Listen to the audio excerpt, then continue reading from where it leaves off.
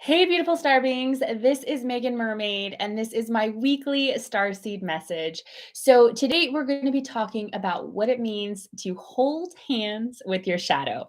And the reason why this came about is because I was having a really interesting conversation with a good friend of mine. And I was talking about, some of the things that have been coming up in the work that I do with my clients and how it just feels like shadow work is something that I'm always so comfortable in, right? Like it's like my space. That's where I shine in the shadow work. And she was like, I'm seeing like this part of you that's just like holding hands with everybody's shadow and bringing like lightness and love into this space that can sometimes feel a little bit challenging. So, for those of you that are new to my work, my name is Meagan Mermaid, and I'm a galactic guide and channel for galactic consciousness. So, my role is supporting star beings and activating their creative genius, receiving the support from their star family, and understanding and fulfilling their starseed mission. So, I'm so excited to talk today about shadow work and what it means to hold hands with our shadow. So, let's talk about what's been happening in the collective because yesterday, Mars was opposing Mercury. So, Mars is how we act, it's our will, it's how we take action. And Mercury is our mind. So, when these two forces are opposing, it's kind of like what we want to do and what we're thinking, and everything kind of gets skewed, right? So, this week, you may have experienced more impatience or frustration. I know I for sure did. And so, what we want to do is figure out how to be really kind to ourselves when we're experiencing challenging transits. And that takes a lot of self compassion. It's really important as we're on this ascension journey to recognize that we're not perfect.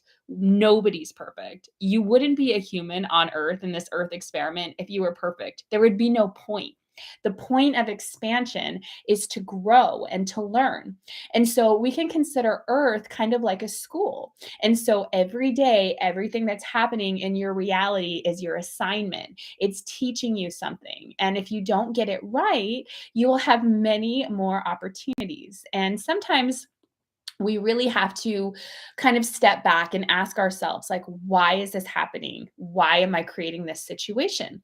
And when we start to look at it with curiosity, it helps to kind of alleviate some of the emotions that can rise up, because oftentimes with a transit like Mercury square Mars, we're going to feel more frustration or more impatience, and we're going to be more triggered. So, in the past couple of weeks, we've talked about what to do when other people are triggered, or, how to be this safe space when we're going through the holidays or different things and being the compassionate witness. But let's turn that lens back on ourselves, because how often do you judge yourself or feel guilty about the way that you react to a certain situation?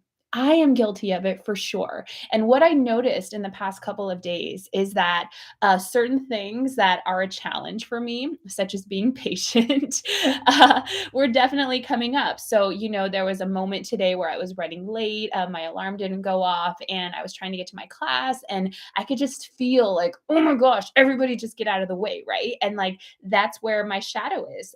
She's very impatient and she can be a little bit explosive at times. And, I noticed that yesterday when there were certain situations that were taking a while and I was feeling very impatient. And then last night I was trying to put my 2-year old to bed, and she just would not fall asleep.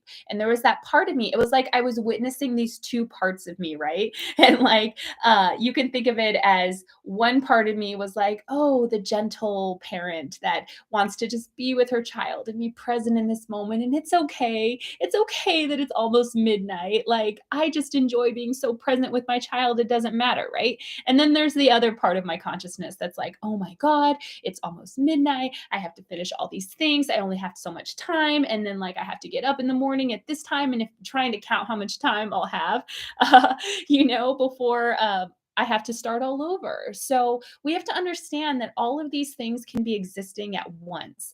And when we do react, when we do project, we have to understand that we don't have to make ourselves wrong for it. There's actually a lot of data here, a lot of curiosity where we can sort of look at what's happening and we can figure out, okay, what is this situation teaching me? Obviously, for me, one of the big things that's always been a lesson for me is slowing down. I'm like a double fire sign. I always have a million things going on.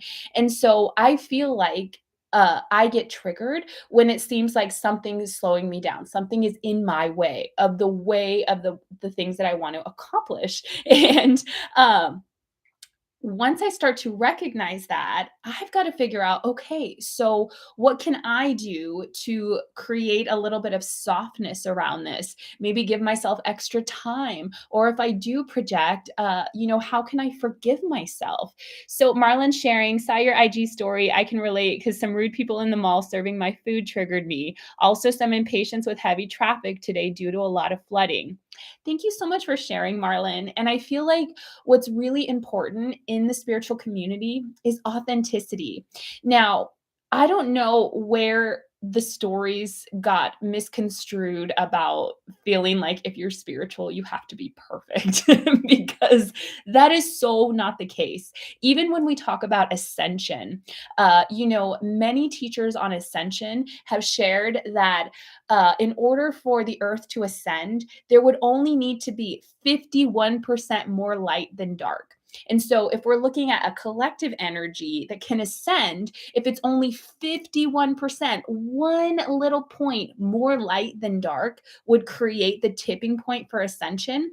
We have to understand that this is also true for us, that the tipping point for ascension in us and growth and evolution is having 1 little percent more light than dark.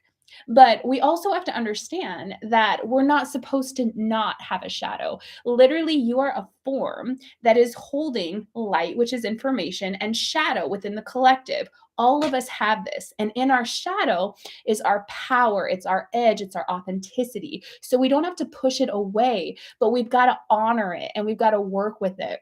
What gets us into trouble is when we try to push it away and say, oh, I'm not that. Or, sometimes I'll work with people and I'll hear things like, oh, I'm totally healed, like I don't have that problem anymore. And that's great. It's great to affirm those things, but we also have to be mindful that healing is not linear. And so, we might reach a certain point and suddenly this thing that we thought we were over could arise, or there's more to look at, there's more to explore.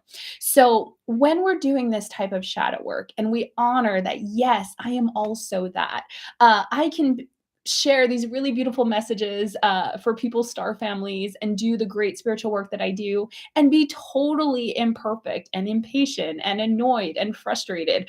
I'm not any better than anyone else. None of us are. So when we start to honor our shadow and we acknowledge it, we step into this space of freedom and liberation because there's not this pressure anymore to try to appear a certain way. So we also have to understand that when we take ourselves off of the hook for having human feelings and human reactions to human problems, then we can also do the same thing for other people, right? We can recognize that someone can, be dealing with whatever it is that they're dealing, whatever their flavor of their shadow is, and can still have really powerful messages, or we can really learn from them. So, holding hands with our shadow is just recognizing that there's always more. There's always a deeper space that we can go into. There's always more that we can heal from. But it's all just about accepting that even if we do get impatient, what happens after that?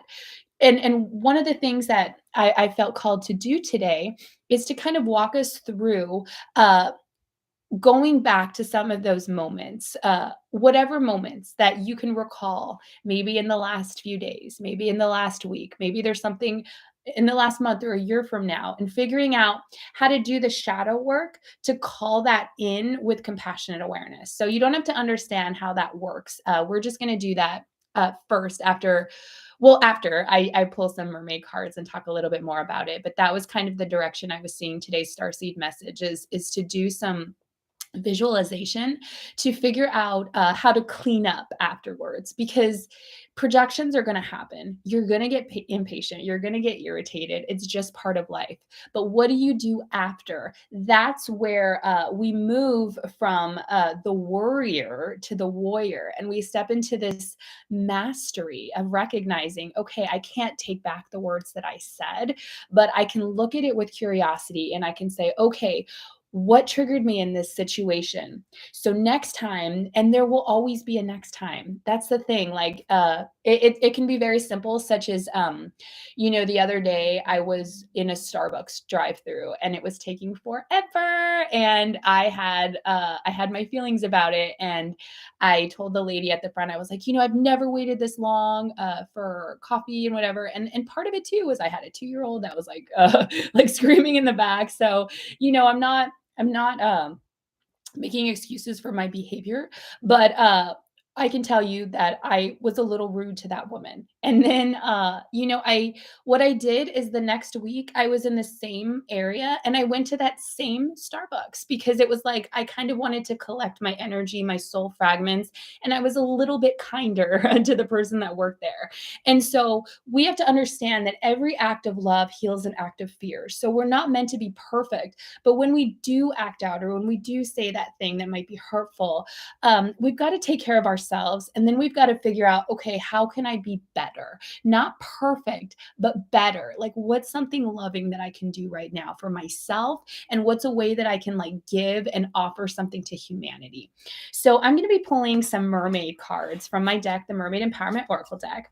And I also wanted to talk about my guided journey that I'm doing next week. So I've been doing these monthly journeys. Last month, I actually did it live here for the 1111 portal. So if you haven't watched that, go ahead and check it out on my Starseed Messages playlist, and you'll get an idea of what these Starseed journeys are like.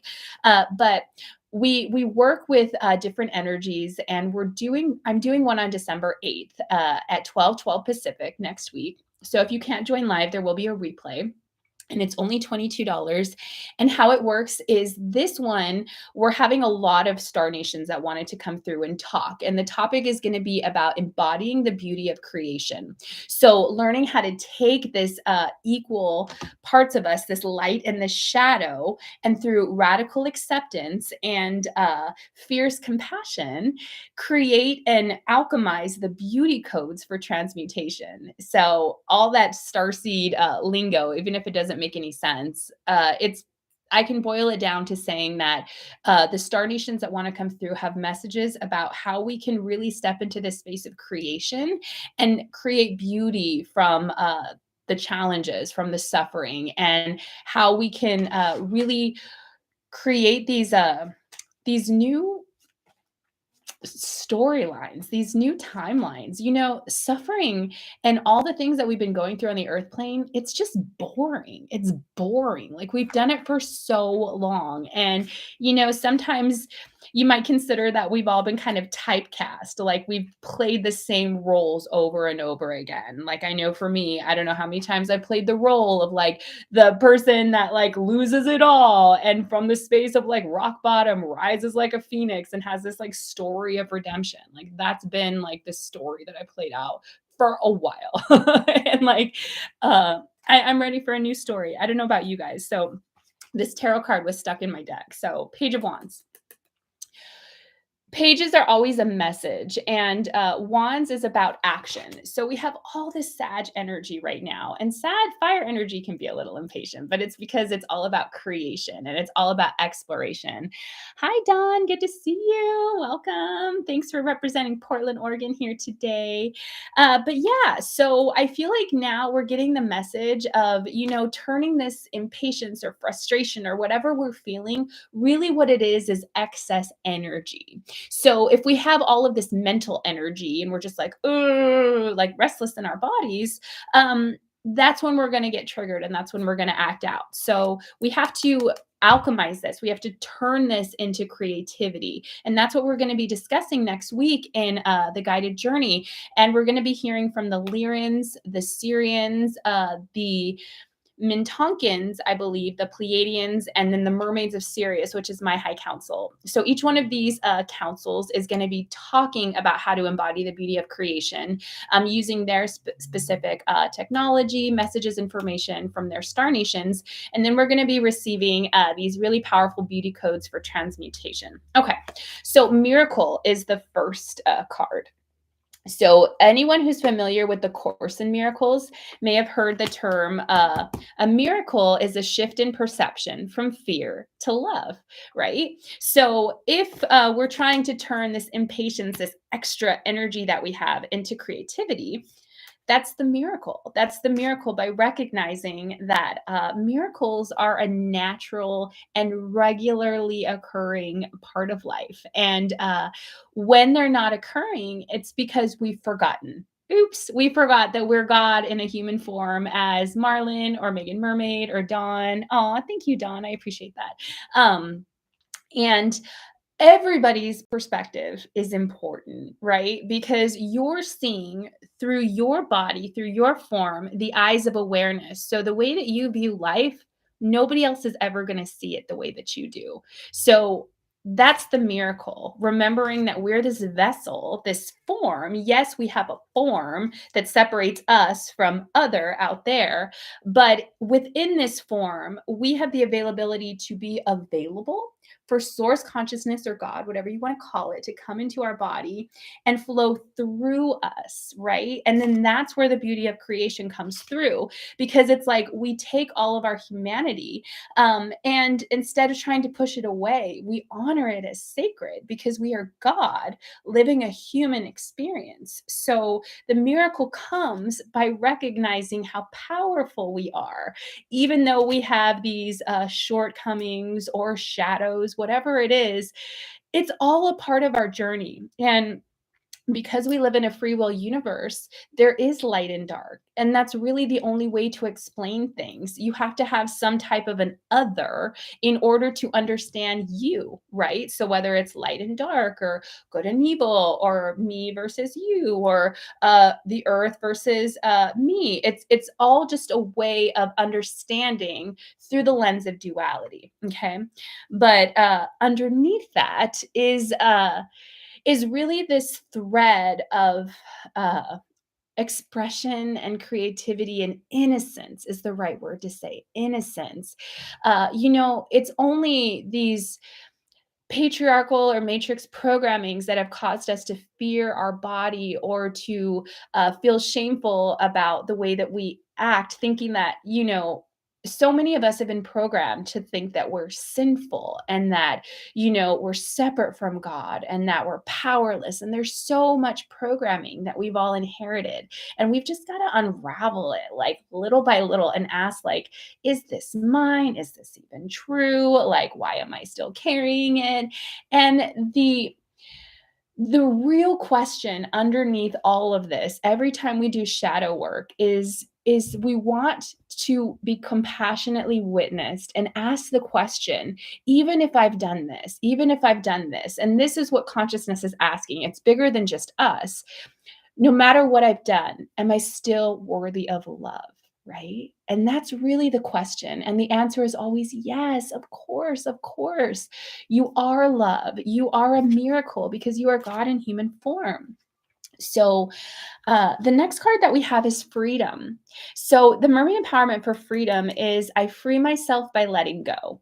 Oh, and the empowerment for miracle was I'm a magnet for miracles. So this is what we need to tell ourselves this week, when things aren't going the way that we think they should, or maybe when things feel uncertain or we feel triggered. Regardless of whether or not you were nice to the barista or you popped off, you're still worthy of miracles. You're still a vessel of God consciousness. And that's the thing, is sometimes like we self-sabotage ourselves by like guilting ourselves and wanting to like punish ourselves and thinking like, oh, I wasn't good enough, so I don't deserve this miracle, or I don't deserve this thing that I want. And we just have to understand that, like, just like when we see kids And I'm learning this with my toddler who's 2. It's like, she can have this like crazy moment and this like full blown tantrum. And then the next minute she's just like wanting to be held. And I just realized that from witnessing that like I don't have to fix her or change her. She gets to have that emotion. She gets to have that big feeling. And, little by little, I'm not perfect in this gentle parenting thing, but she's teaching me how to parent myself because I recognize that after she has that like little outburst, she just wants to know, am I still lovable? Do you still love me? Can I still come to you? And like, I'm learning how to parent myself by parenting her and seeing how source sees us, how source consciousness sees us in these little, very limited human perspectives where we do act out and where we do get triggered. And that question that we have is, am I still lovable? And source is always like, yes, you are love. You can't be separated from that. It's just that sometimes what happens is we get lost thinking that we're a wave that's separate from the ocean of consciousness, when in fact, we are the ocean, but we're the ocean in a little wave that's different in expression than everyone else. So it's just a simple shift in perception. Just like the shift in perception from fear to love is what creates the miracle.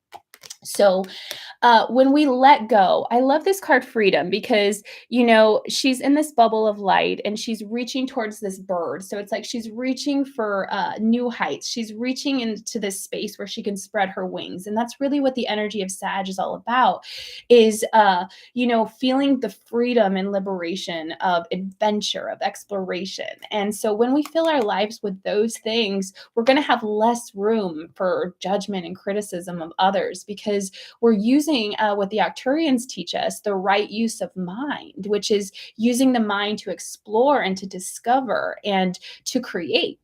So we've got to let go of these stories that we are less than, or, this berating ourselves. And oftentimes there's a codependent thread that's running in self punishment because we feel like, oh, if I'm punishing myself, then, other people around us won't do it. And if you're very empathic, if you're very sensitive, if you're a light being that's connected to me and my work, it's very likely that you've attracted people into your life at some point that have taken advantage of that light, right?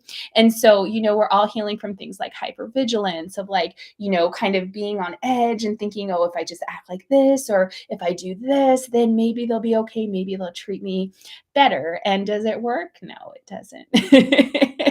And so we've got to learn, the mermaids teach us, the mermaids of Sirius, that when we become our best friend, our biggest fan, and our head cheerleader, that's where the beauty is. That's where the magic is. That's where the self mastery is. Learning to love ourselves in our very human expression and all the ways that we fall short, and recognizing that we're still holy as fuck, no matter what. We're just learning. And so when we learn, it's like, okay, if I get upset, this is what happens. And if I'm like taking care of myself and I'm not as easily triggered, then this is what happens. So we just start to look at it like with the eyes of a scientist.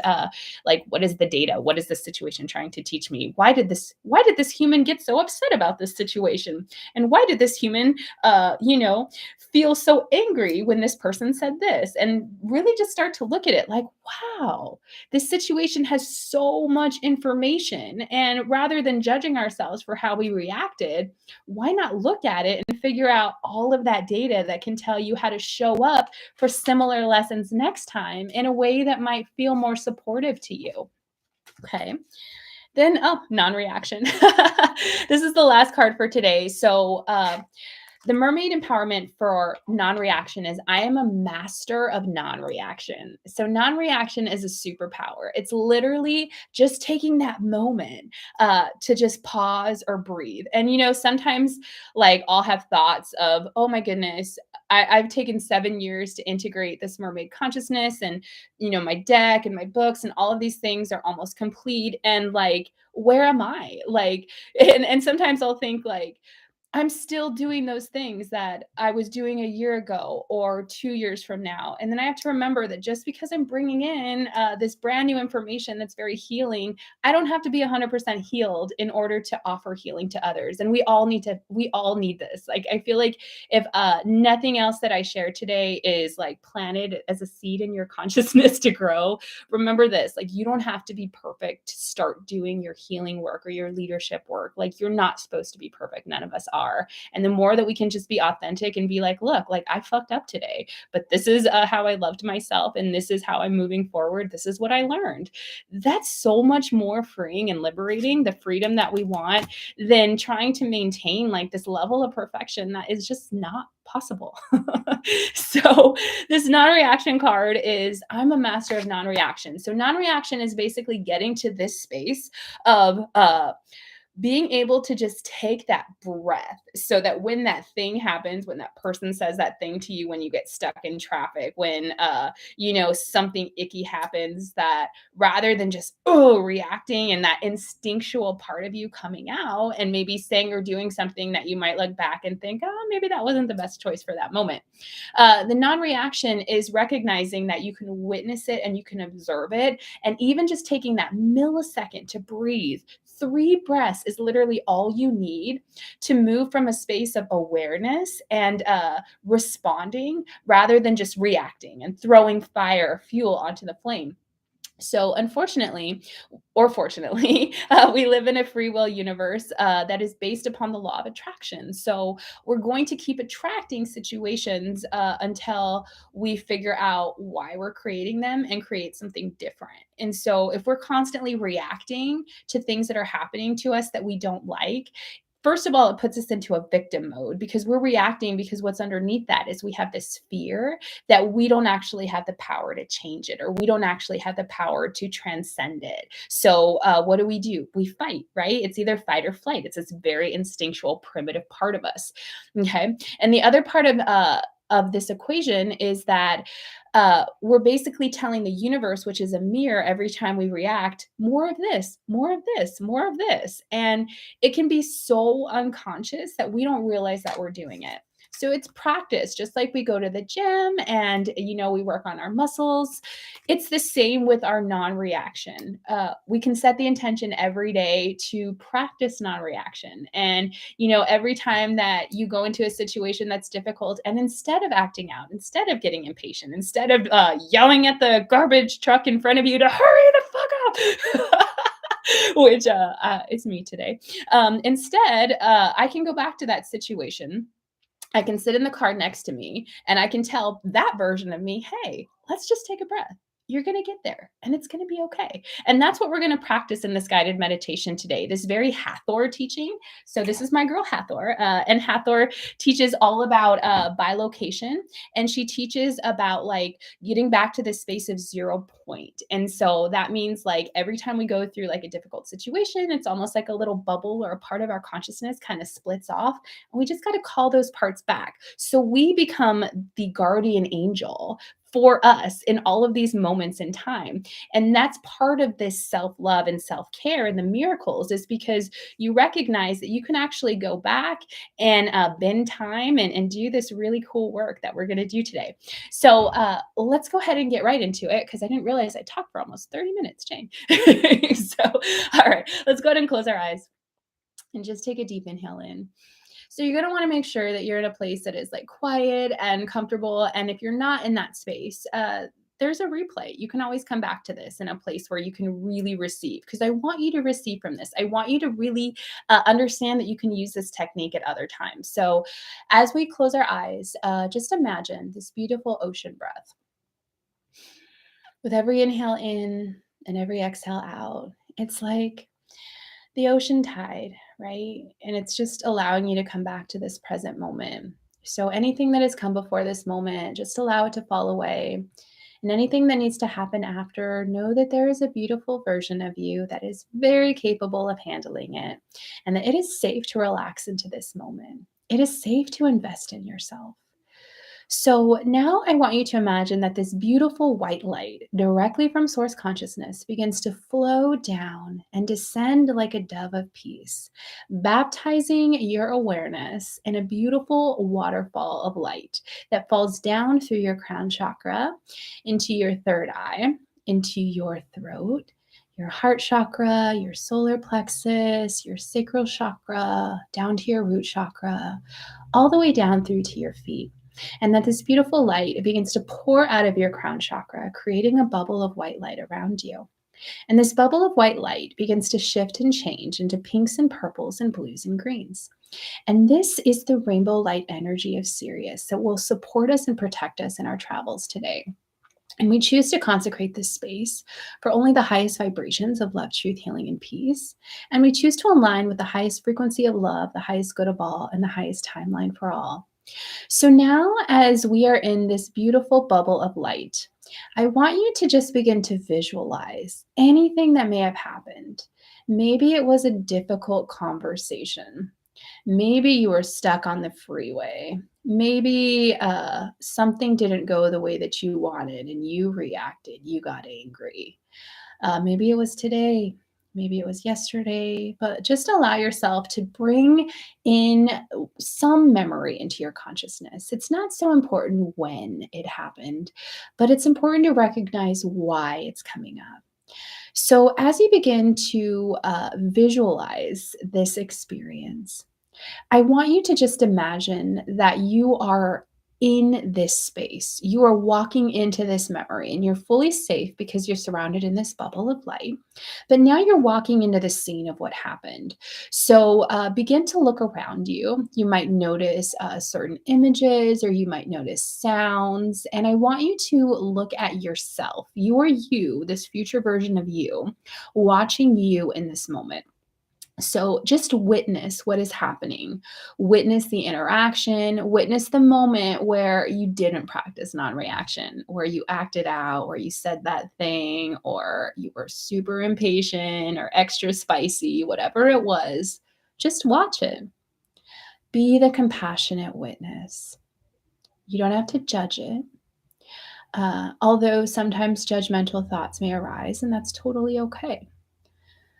But it's just the witnessing that needs to happen. It's the compassionate witnessing that creates the healing and the integration. So now I want you to step up to this version of you that has just reacted, right? It's literally the aftermath. So maybe the conversation has ended and now you're sitting with yourself. And maybe that's when the guilt is coming up of like, why did I do that? Or I thought I was over that. Or I can't believe I did that. All those thoughts that arise. Just be the compassionate witness to whatever those emotions or feelings are that are happening within your body as you witness this moment after you feel that you made this mistake or you fell short. And now I want you to speak to this other version of you. And I want you to tell them how loved they are, how you're there for them, how it's okay. Whatever loving things that are coming to mind, say them. Be so kind and so gentle and so loving to this human version of you that in their very human limitations fell short, did that thing that you may have regretted. And now I want you to imagine that this beautiful white light, just like the white light that descended from source and created this bubble of white light, begins to pour out of your heart chakra and creates a bubble of white light around this other version of you. So just breathe into this light and just imagine that you're sending this other version of you just so much love, so much grace, so much compassion for being a human in a frustrating human matrix that is full of traps, full of full of initiations and opportunities for growth. And so, as you just continue to send this beautiful love and light and compassionate awareness, I want you to take the hand of that other version of you. Okay, take their hand and look into their eyes and smile. Send that love back in time to that part of you that felt less than, that felt unworthy, that felt unlovable. And allow that compassionate witnessing, that compassionate awareness to now fill this version of you with the light and love and energy of Source. And so now feel into your body and ask yourself if any of those emotions that you felt in that moment are still lingering. Are you still holding on to any shame within you? Any guilt? Are you upset at yourself? Just do a really honest inventory without judgment. What's going on in your body right now? What are you still holding on to? And so now begin to visualize that there is this beautiful blue flame, and we're going to call this the Syrian blue flame, and it represents divine will.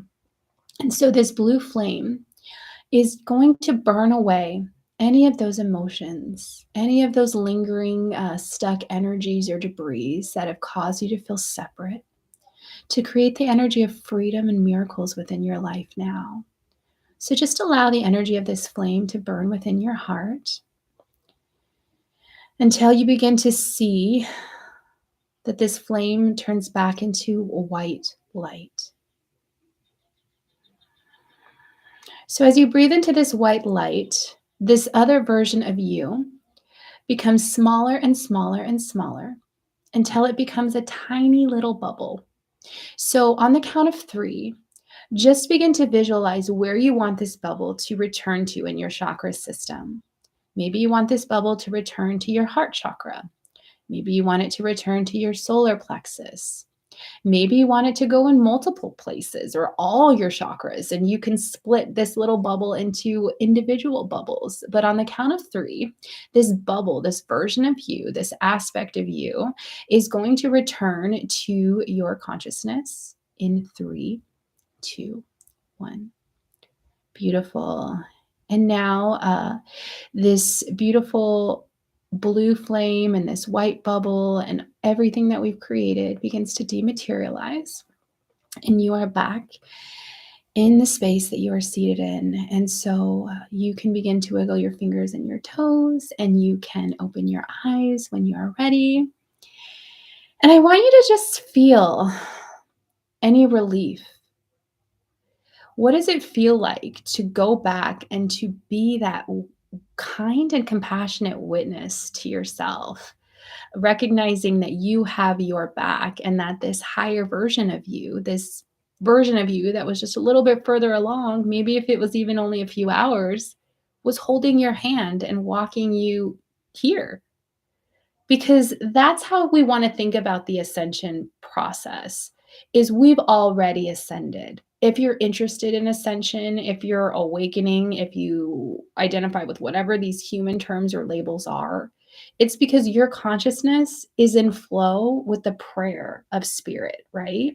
For source, for unity, for expansion through love. And so you've already done it. You already are that. You're identifying with that now, but we live in this third dimensional form that takes a little bit of time to get to that space. So what we're doing is moment by moment, that version of us that has already ascended, that has already completed the earth experiment, is walking us through, guiding us, holding our hands in how we did it. And it gets like really quantum and really multidimensional. But, you know, when I have clients or people come to me and ask, like, am I going to ascend, or, am I on the right path? The answer is always yes. And you already have done it. And now it's simply about letting go and enjoying this journey and recognizing that even if we do ascend, what happens, right?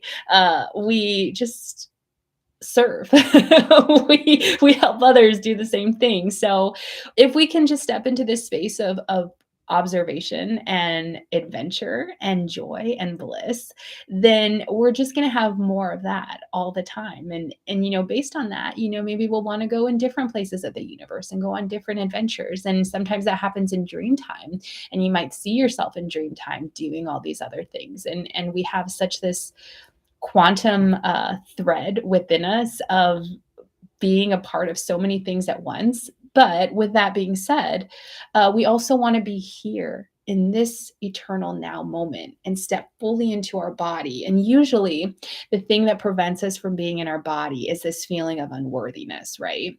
And then from that space of unworthiness, we'll do something, and we will hold on to that shame or guilt and think, yep, that's why I'm not worthy. See, I do those kinds of things. Not worthy, not for me. No.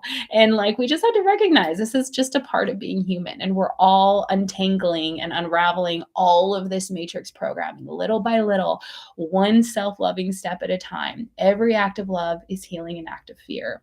And so the more that we hold ourselves through this process, the more we're going to be available to help others through it. And sometimes helping others is just simply shining the light, shining our light, following our heart, and showing other people this option that, hey, that suffering thing, yeah, we don't have to do that anymore. And we don't have to hold ourselves accountable for these unrealistic expectations of perfection in order to be spiritual either. No, spirituality is a space of wholeness, of recognizing all of us, of coming back into understanding that it's all God, it's all perfect. And no matter what, we will never stop being worthy of love, because we literally are love. We are God. We are a wave, but we are also the ocean. So if you are interested in learning more about the services that I offer, check out my website. It's in the link in bio, meaganmermaid.com. You can set up a galactic channeled reading, book a free exploratory call. Also, I'm going to be doing that guided journey next week to embody the beauty of creation. So even if you can't make it live at 12:12 Pacific, there will be a replay available. And you'll also have the opportunity for live Q&A. So I'm really excited about it. And I'm wishing you guys all of the best. Just be really kind to yourself and know we're all doing the best that we can. So I love you all so much. I believe in you, and I hope that you have a wonderful week.